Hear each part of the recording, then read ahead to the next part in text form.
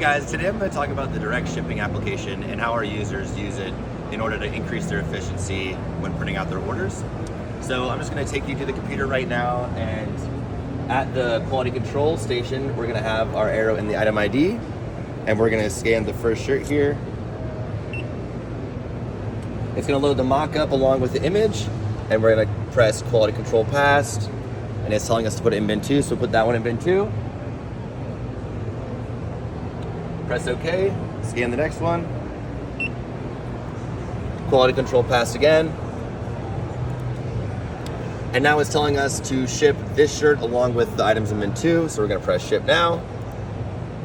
And while this is loading, I'm going to get the shirts out of bin 2, take them to the counter, put them in the bag, and it's making the shipping label now. You can see it made it, and it's printing it out. It also prints the packing slip, and that will come out after. So you either put this on the bag, take the packing slip out, put that on the shirts, and it's good to go.